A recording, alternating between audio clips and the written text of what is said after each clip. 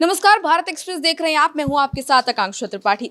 आज बिहार की चुनावी परीक्षा है। तमाम जो नेता जो कि चुनावी मैदान में थे, लगातार इतने समय से जनता के बीच पहुंच रहे थे और जनता से अपील कर रहे थे कि उनको वोट दे। तो आज जनता उनकी किस्मत का फैसला करेगी और मत पेटी में उनकी किस्मत का फैसला जाएगा कि कौन किस पर जनता भरोसा जता रही है। क्योंकि बिहार की पहली परीक्षा आज है और नेताओं को भले धक धक हो रही हो, लेकिन लंबी लंबी लाइनों में जो मतदाता हैं वो सुबह से लगे हुए हैं। 7 बजे से वोटिंग शुरू हो गई है। बिहार की 18 जिलों की सीटों पर जो है लगातार कई सीटें ऐसी हैं जिन पर वोटिंग हो रही है और ऐसे में ऐसे कई दिग्गज नेता हैं जो कि चुनावी मैदान में आज उतरे हुए हैं और उनकी किस्मत का फैसला जनता करने वाली है।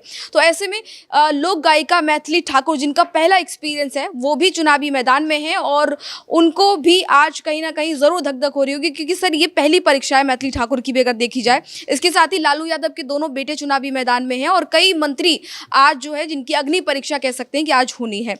जनता उनकी किस्मत का फैसला करेगी। तो सबसे पहले मैथिली ठाकुर पे डिस्कस करते हैं कि बहुत कम उम्र है मैथिली ठाकुर की अगर देखा जाए बाकी कैंडिडेट्स की उनके कंपैरिजन में, और पहला उनका चुनाव है। तो आपको सर क्या लगता है, क्या माहौल मैथिली ठाकुर के अभी फेवर में है या फिर किस तरीके से नजर आ रहा है? देखिए, उन्होंने बहुत कम उम्र है, 23-24 साल, बहुत ज़्यादा उम्र है नहीं उनकी। और दूसरा कि वो मैथिली के लिए उन्होंने बहुत अच्छे अच्छे गाने गाए हैं और ख़ास तौर से ये उन्होंने उस जगह को भरने की कोशिश की है जो कभी मैथिली कोकिला शारदा सिन्हा ने वो जगह बनाई थी। और दूसरी बात है कि वो अलीनगर विधानसभा क्षेत्र से चुनाव लड़ रही हैं बीजेपी के टिकट पर और वहाँ पर उनके सामने विनोद मिश्रा हैं। और विनोद मिश्रा भी हालांकि मजे हुए खिलाड़ी हैं, लेकिन जितनी पॉपुलैरिटी मैथिली ठाकुर की है उतनी उनकी नहीं है। और स्टारडम के भरोसे आप जानते हैं कि चाहे वो खेसारी हों, चाहे ये हों, चाहे पवन सिंह हों, तो भीड़ तो लगती है। और ये लोकल वोकल वाली बात है, तो मैथिली ठाकुर के जीतने की भी संभावना ज़्यादा इसलिए रहती है कि वो आम लोगों से कनेक्ट करती हैं, लोगों की जुबां पर उनके गाने हैं। उन्होंने चुनाव प्रचार के दौरान सोशल मीडिया पर भी अपने सबसे ज़्यादा गाना डाले हैं और सबसे ज़्यादा आपको अगर आसपास के इलाके में, मिथिला के इलाकों में अगर बजता दिखेगा आजकल शारदा सिन्हा के बाद, तो वो मैथिली ठाकुर हैं। तो वो खासी लोकप्रिय हैं और इसका फ़ायदा उनको मिलेगा। सर लेकिन लोकप्रियता वो तो गानों की वजह से है। क्या बिहार की जनता ये चीज़ देखेगी कि क्या मैथिली ठाकुर उनके लिए बेस्ट कैंडिडेट होंगी? क्योंकि बिहार की अगर स्थिति की बात की जाए तो सवाल कई बार उठते रहे हैं कि कैंडिडेट बेस्ट चुनना बहुत ज़रूरी है। तो मैथिली ठाकुर की लोकप्रियता पर तो कोई सवाल नहीं उठता, वो तो एकदम सच बात है। अभी छठ में भी उनके गाने खूब गूंज रहे थे, हर कोई गुनगुना रहा था। और जिस तरीके से कम उम्र में उन्होंने अपनी एक अलग नाम बनाया है वो वाकई काबिले तारीफ है। लेकिन ये चुनाव है सर, यहाँ पर जनता के बीच जाकर उनके लिए काम भी करना पड़ेगा। तो क्या वो सब चीज़ें उतना वो हैंडल कर पाएंगे? और जो कैंडिडेट उनके सामने है, अगर उनकी वर्क एक्सपीरियंस की बात करें, पॉलिटिकल वर्क एक्सपीरियंस की, तो वहाँ मैथिली ठाकुर का कंपैरिजन अगर देखें।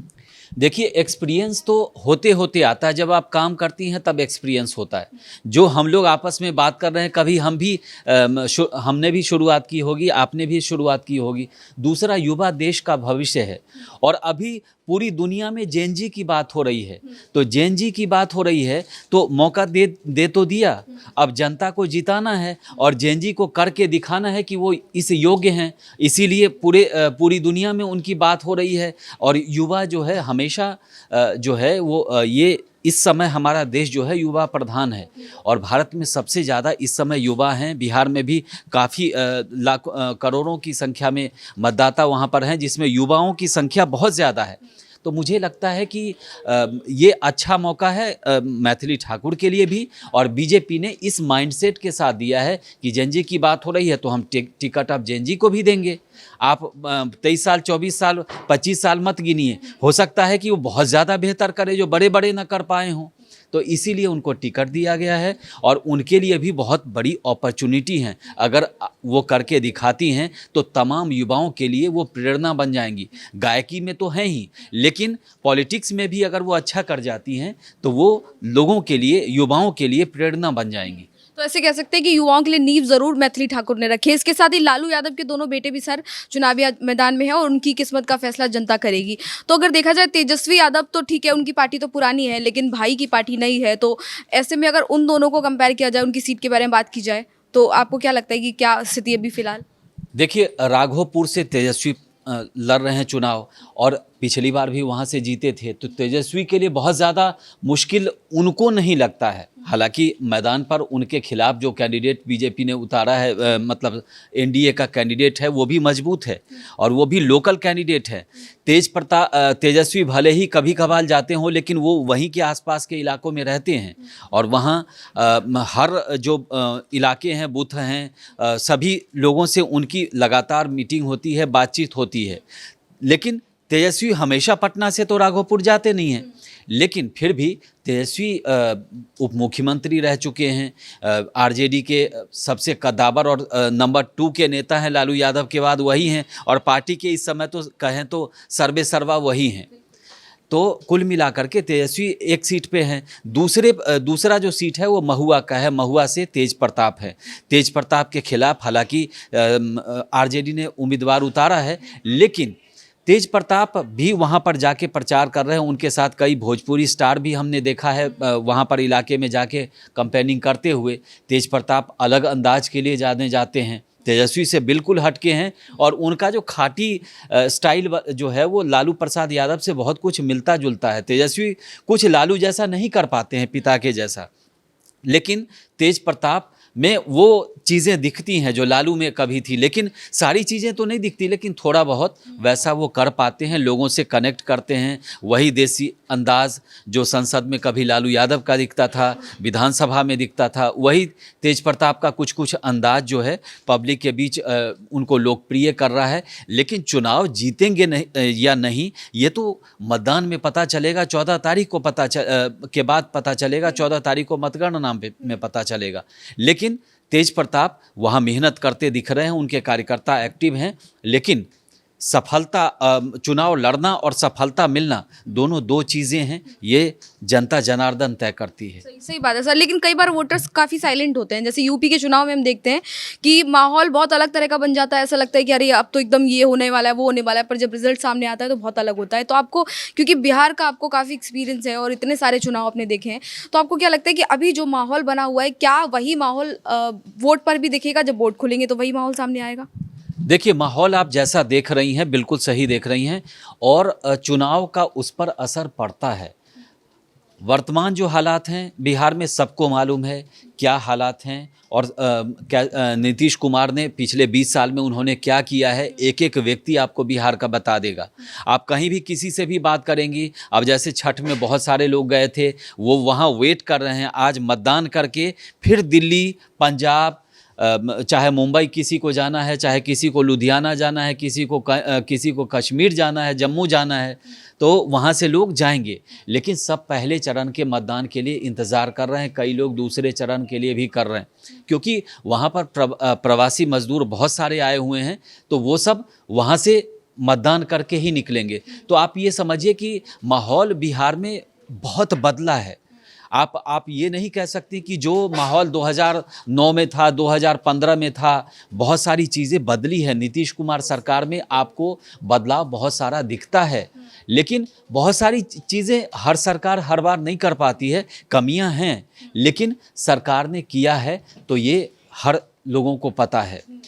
लेकिन सबसे बड़ी बात है कि आज सिर्फ और सिर्फ वीवीआईपी कैंडिडेट इतने हैं। आज के चुनाव में करीब करीब 16 मंत्री हैं, 2 उप मुख्यमंत्री हैं वर्तमान सरकार के। तारापुर से आपको बताऊं कि तारापुर से सम्राट चौधरी चुनाव लड़ रहे हैं। उसके बाद विजय सिन्हा जो हैं वो लखीसराय से लड़ रहे हैं। नीतीश सरकार में दोनों उप मुख्यमंत्री हैं। इसके अलावा जाले जो है, जाले से जीवेश मिश्रा लड़ रहे हैं। इसके बाद कल्याणपुर से महेश्वर हजारी चुनाव लड़ रहे हैं। ये सब मंत्री हैं इनकी सरकार में। बहुत सारे मंत्री, 1 दर्जन से ज़्यादा मंत्रियों के भाग्य का फैसला होना है।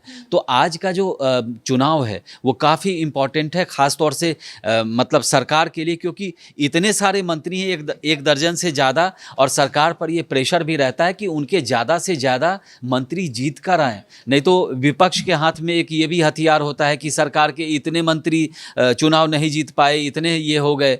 तो इसलिए अच्छा, इसमें जो है काफ़ी हाई प्रोफाइल के मंत्री हैं। इसके अलावे आप मैथिली ठाकुर हम चर्चा कर ही चुके हैं। उसके बाद खेसारी लाल यादव हैं जो आरजेडी के टिकट पर चुनाव लड़ रहे हैं।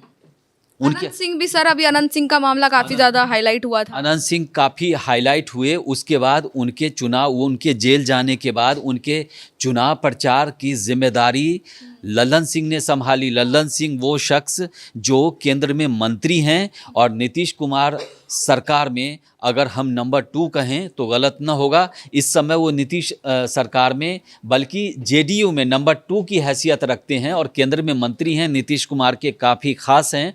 उन्होंने चुनाव में उनकी जिम्मेदारी संभाली। उन्होंने कहा कि अनंत सिंह के खिलाफ साजिश हुई है और उसका जल्द खुलासा होगा। तो कुल मिलाकर के उस सीट पर उन्होंने आखिरी दिन तक प्रचार किया और करवाया। तो समर्थन भी सर उनको मिला बाद में लोगों का भी, क्योंकि महिलाएं भी उनके समर्थन में उतरी थी जब गिरफ्तारी हुई उसके बाद। हाँ, अनंत सिंह देखिए खासी लोकप्रिय हैं। अनंत सिंह इसीलिए लोकप्रिय हैं कि वो बाहुबली के अलावा वो जनप्रिय इसीलिए है कि अगर उनके पास कोई भी व्यक्ति जाता है तो अगर किसी काम को लेकर के तो मदद ज़रूर करते हैं। वो सीधे, अच्छा आप उनके पास जाएंगे कि इस अधिकारी से बात करा दीजिए, तो वो खुद बात नहीं करते। वो अपने किसी व्यक्ति को कहते आप इनसे बात करो और अधिकारी से आपके लिए बात करेंगे। वो कह देंगे कि इनका काम कर देना और इनका काम करके मुझे कॉल भी करना। तो अनंत सिंह का वो स्टाइल है, वो इसीलिए लोकप्रिय हैं। उनके दरवाजे पर जो भी व्यक्ति मदद के लिए जाता है उसकी वो मदद ज़रूर करते हैं, इसीलिए लोग उनको मानते हैं, इसीलिए उनको छोटे सरकार कहते हैं। कभी उनके बड़े भाई वहाँ से विधायक थे तो उनको बड़े सरकार कहते थे और ये छोटे सरकार हैं। तो अनंत सिंह का बाकी जो प्रोफाइल है वो अलग मामला है, लेकिन लोगों में लोकप्रिय और वहाँ के लोग इसीलिए उनको वोट करते हैं, इसीलिए वो लगातार चुनाव जीत रहे हैं, चाहे जेल में हो, चाहे बाहर में हो, चाहे आरजेडी में हो, चाहे जेडीयू में हो, चाहे किसी भी पार्टी में हो, चाहे निर्दलीय हो। वो इसीलिए चुनाव जीतते हैं कि जनता उनको जिताती है और जनता इसीलिए जिताती है कि वो जनता के बीच में रहते हैं। उनका अंदाज प्योर देसी है। आप अनंत सिंह का इंटरव्यू करेंगी तो बहुत सारे शब्द जो हैं वो लोकल शब्द बोलते हैं, तो हो सकता है कि आपको शब्द जानने में परेशानी हो, लेकिन वो अपनी भाषा नहीं छोड़ते और जो उनका देसी ठाठ स्टाइल है उसी में आपसे बात करेंगे और उसी में आपको जवाब भी देंगे। तो सर यही होता है कि नेताओं के लिए ये बहुत महत्वपूर्ण होता है कि वो जनता से कनेक्ट कैसे कर पाते हैं। तो जो ये सीख जाता है उसको फिर ये ज़रूरत नहीं होती कि बड़ी पार्टी हो या फिर किसी बड़ी पार्टी से टिकट मिले, कोई बड़ा नेता उनके लिए आके प्रचार करे, क्योंकि वो अपने आप में इतने फेमस हैं, जनता के बीच गए हैं, जनता के बीच जाके उन्होंने अपनी एक लोकप्रियता बनाई है। तो चलते चलते एक छोटा सा अपील मैं चाहूँगा कि आप भी करिए और हम भी करें कि अभी समय है। अगर आपने जलपान कर लिया है तो ठीक है, नहीं तो कोई बात नहीं, पहले मतदान कराइए। भारत एक्सप्रेस की ओर से हम सभी से अपील कर रहे हैं कि आप पहले मतदान कीजिए, उसके बाद जलपान करिए। अगर जलपान कर लिए हैं तो और अच्छी बात है आप, लेकिन मतदान करना मत भूलिए, क्योंकि लोकतंत्र की ताकत है और लोकतंत्र के महापर्व में आपकी भागीदारी ज़रूर है। इसीलिए आप मतदान कीजिए, ये हमारी आप सभी से अपील है। और जैसे कि लगातार बिहार को लेकर कहा जाता है कि बिहार में जिस तरीके से स्थिति बनी हुई है उसको सुधारने की ज़रूरत है, क्योंकि ये वो जगह है जहाँ से इतने सारे अधिकारी निकले, इतने सारे आईपीएस आईएएस निकले, यूपीएससी के एग्ज़ाम क्लियर करने वाले लोग सबसे ज़्यादा वहाँ से निकले। उसके बाद भी अगर वहाँ की स्थिति ऐसी है तो सुधारने की जिम्मेदारी जनता की भी है। तो वोट करना बहुत ज़रूरी है, आप सभी को वोट करना चाहिए। और आज पहले चरण का मतदान है और शाम 6 बजे तक वोटिंग होगी। आपके पास अच्छा खासा समय होगा, आप सभी जाइए, मतदान ज़रूर करिए। जलपान कर लिया तो जलपान करने के बाद करिए, लेकिन मतदान ज़रूर करिए। तो फिलहाल इस डिस्कशन में, इस बातचीत पे इतना ही। ऐसे ही लगातार मैं आपको तमाम जो अपडेट्स हैं चुनाव से जुड़े, पहले चरण के चुनाव से जुड़े और क्या चीज़ें ग्राउंड लेवल पर चल रही हैं वो हम आपको बताते रहेंगे। फिलहाल इस बातचीत में इतना ही।